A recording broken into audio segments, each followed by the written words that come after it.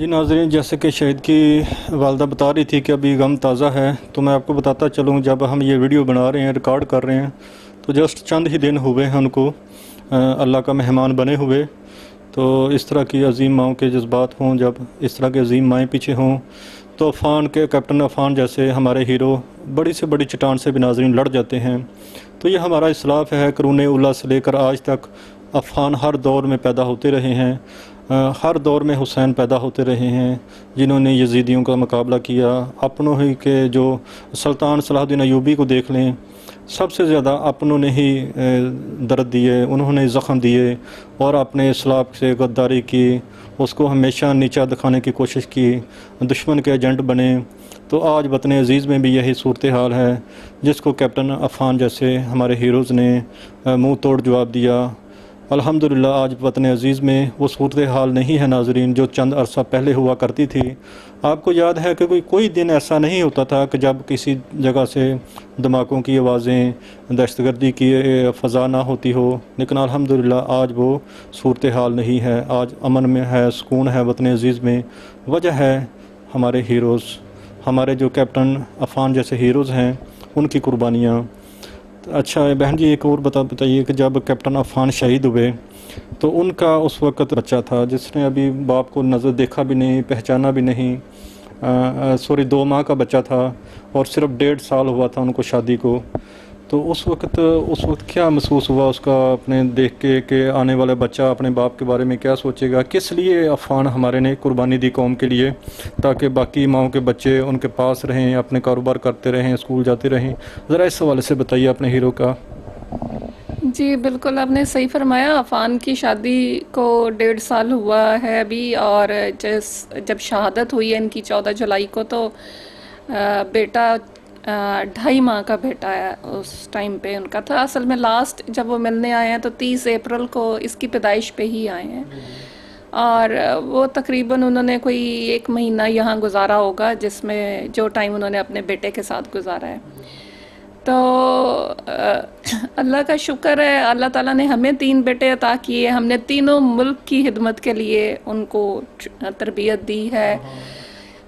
उसमें ये भी इंशाअल्लाह ताला अल्लाह ताला इसके लिए सानिया करेगा। इसके लिए ये बहुत बड़ा एजाज़ लेके पैदा हुआ है कि इसके वालिद शहीद हैं। दुनियावी तौर पे नो डाउट इसमें बहुत बड़ी कमी वो फ़ील करेगा जैसे बड़ा होगा कि वालिद सर पे नहीं है, लेकिन इंशाअल्लाह ताला अल्लाह ताला है, अल्लाह ताला की ज़ात है।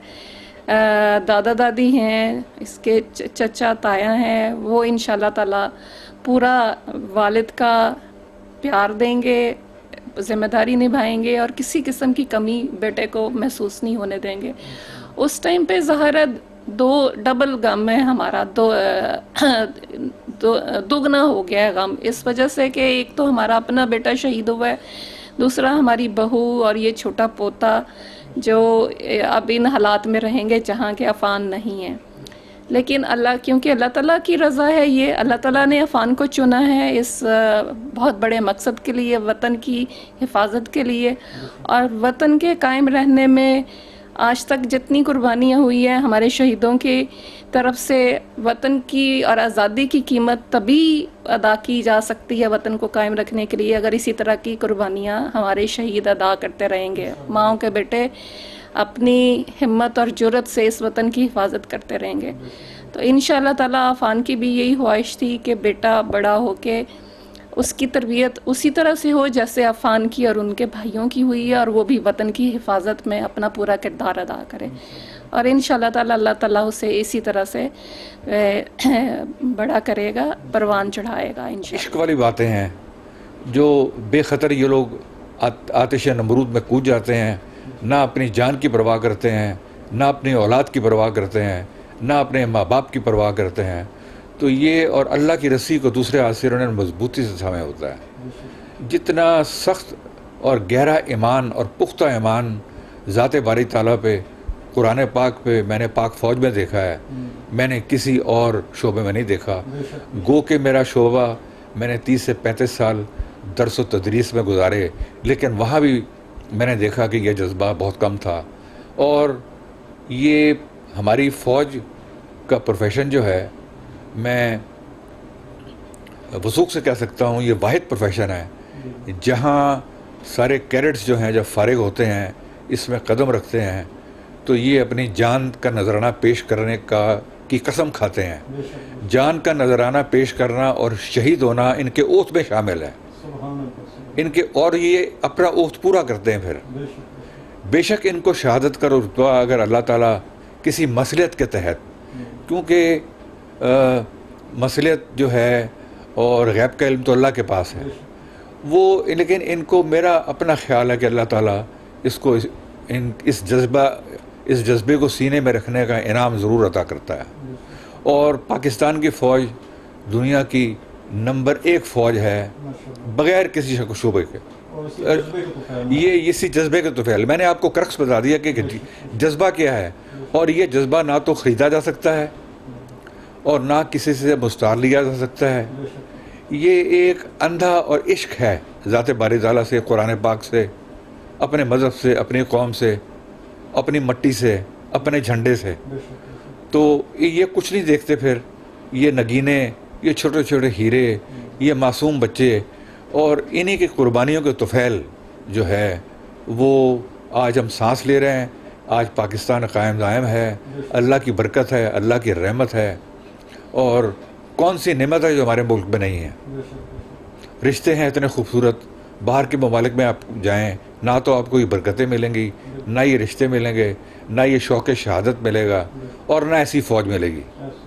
اور ہمیں چاہیے کہ پاک فوج کا ساتھ دیں, ہر لمحے پاک فوج کی عزت کریں, اپنے بچوں کو پاک فوج کی عزت کرنا سکھائیں, اور اپنے سب سے پہلے تو اپنی اولاد جو ہے وہ اس کی ہم کردار سازی کریں, شخصیت سازی کریں, اور اس میں جو قرآن پاک کا جو نور ہے وہ بھریں.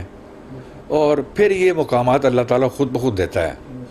اور شہادت کے بھی 2 پہلو ہیں, ایک بشری ہے اور ایک روحانی ہے. روحانیت میں تو اللہ نے اس کو, اور ہمارے جتنے بھی نگین شہید ہیں, میں صرف اپنے بیٹے کی بات نہیں کرتا, سبھی میرے بیٹے ہیں, سبھی میرے بیٹے ہیں, سبھی میری دل جوان کا حصہ ہیں. میں سب کو کہتا ہوں کہ یہ جو نگین قربان ہوئے ہیں, خدا را ان کی عزت کیجیے, خدا را ان کو پہچانیے. اور ان کے اگر آپ ایک ایک شہید کا, عفان شہید کا, اور جو شہید ہمارے بچے ہوئے ہیں ان کی ذرا زندگی کا مطالعہ کریں تو آپ کی زندگی کی شاہراہ پر ایسے چراغ جگمگا اٹھیں گے کہ جن کی روشنی میں آپ اپنی زندگی کے رخ کا تعین کر سکتے ہیں. اور بجائے ہم اور ہیروز کے بارے میں پڑھیں, ہم کیوں نہ ان ننھے جو ہمارے ہیروز ہیں جنہوں نے اتنی نوجوانی میں قدم رکھنے سے پہلے ہی اپنے آپ کو اللہ کے حضور پیش کر دیا. اور میں قوم سے بھی اپیل کروں گا کہ زندہ قومیں اپنے شہیدوں کی عزت اور احترام جو ہے وہ بڑے ایک خوش دلی سے کرتی ہیں اور احترام سے کرتی ہیں, اور ان کے نقش قدم کو اپنانے کی کوشش کرتی ہیں. تو خدا را اپنے پاک فوج کی عزت کیجیے, اپنے ملک کی عزت کیجیے, اور اپنی مٹی کی عزت کیجیے, اپنے جھنڈے کی عزت کیجیے. اور رزق حلال جو ہے نا وہ بنیادی شرط ہے کہ رزق حلال اگر آپ کے گھر آ رہا ہے, یا رزق حلال سے اللہ تعالیٰ اگر آپ کو نواز رہا ہے اور آپ کا دل کا شیشہ بالکل صاف ہے, تو پھر کوئی خوف و خطر نہیں, پھر آپ کے گھر پھول ہی پھول کھلیں گے. اور اگر کہیں رزق حلال کے علاوہ کسی اور چیز کی آمیزش ہو جاتی ہے تو وہ پھول جو ہیں وہ انگاروں میں بدل جاتے ہیں. اور یہ شہادتیں, یہ اتنے بڑے رتبے, یہ رزق حلال کا ہی اعجاز ہے. پہلا قدم ہی رزق حلال ہے, اس کے بعد پھر باقی چیزیں جو میں نے آپ کو کہا ہے وہ آتی ہیں. تو میں اللہ تعالیٰ کی ذات کا شکر گزار ہوں, دل و جان سے شکر ادا کرتا ہوں کہ اس نے ہمارے بیٹے کو یہ جذبہ دیا اور اس اعزاز کے لیے چنا. یہ باقاعدہ یہ چنے ہوئے لوگ ہوتے ہیں, یہ سلیکٹڈ لوگ ہوتے ہیں. اور آپ دیکھیے کہ کس طرح کیمیکل انجینئرنگ سے اللہ نے اس کا آخری سیمسٹر میں رخ موڑ دیا اور اس کو پاک فوج کا حصہ بنایا, اور جہاں بہت ہی جلد اس کو اتنے بڑے اعزاز سے نوازا کہ وہ شہادت کا رتبہ اس کو دیا. اور شہید زندہ ہیں, ہم میں کہیں موجود ہیں, لیکن ہمیں ان کی زندگی کا ادراک نہیں ہے. ان کو رزق بھی مل رہا ہے